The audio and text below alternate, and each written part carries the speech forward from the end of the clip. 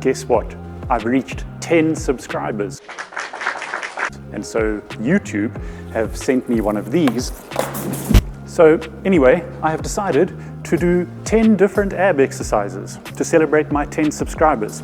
5 of these exercises are going to be bad ones that you shouldn't do, and 5 of them are going to be good alternatives. Before I start, you must just know that the alternative exercises that I'm going to show you today, alternatives to the 5 bad exercises that I'm going to do, are mainly abdominal strength exercises. So if you don't have a very thick layer of fat here on your abdominal region, the exercises I'm going to show you will help you get good muscle definition and of course will strengthen the abdominal area. These exercises are not going to reduce belly fat. That's not how the body works. Feeling the burn in a muscle does not burn the fat covering the muscle.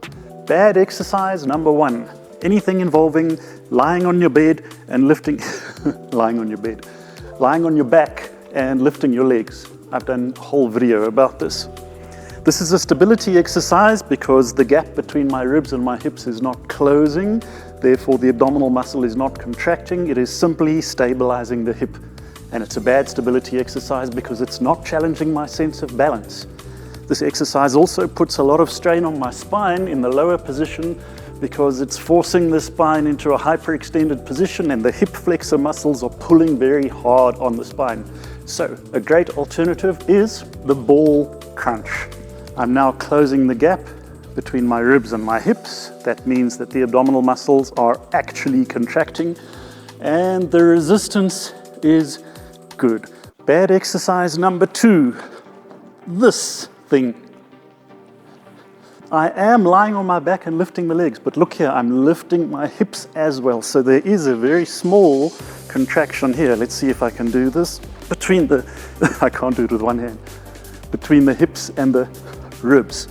But look, momentum is doing all the work. Rather do this.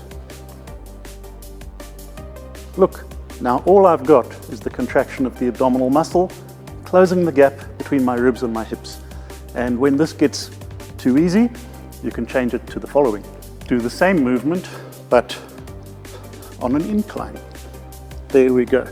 Much more challenging, the resistance is better, and I'm closing the gap between my ribs and my hips.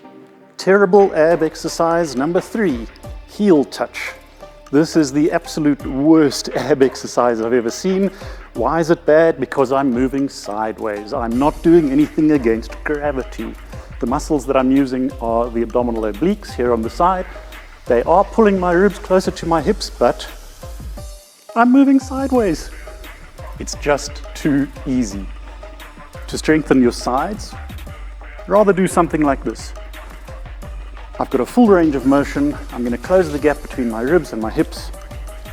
That means there's a full contraction in the muscle and there's proper resistance because I'm working against gravity instead of moving sideways. Bad ab exercise number, what are we on? 3, 4, I don't know. This twisty thing. I'll be honest, this is actually a good stability exercise because it challenges my sense of balance.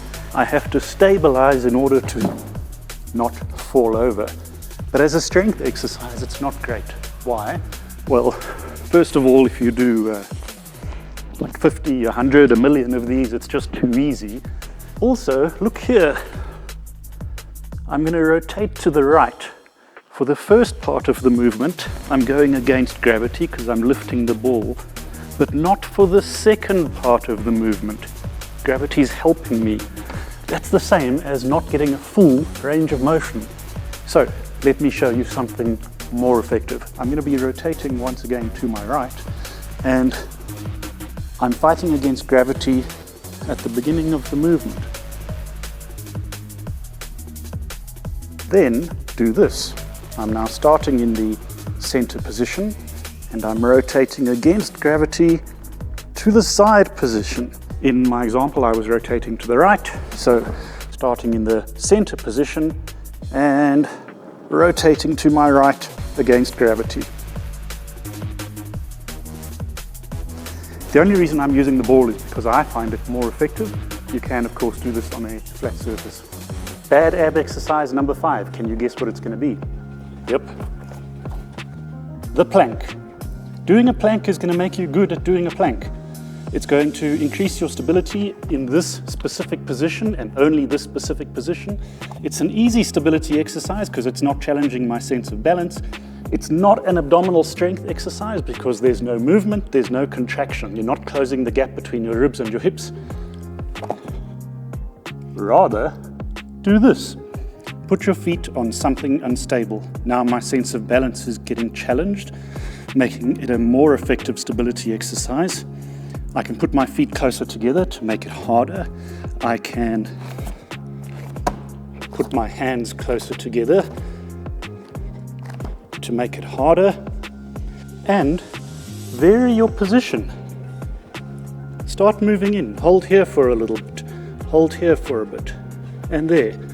In that way, I'm improving my stability not only in the plank position, but also in all of these positions. So there we go.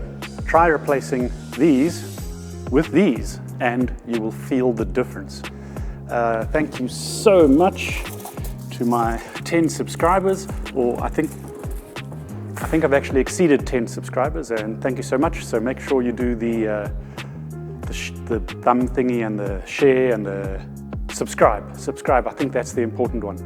Thank you so much, and remember, when you move, move smart.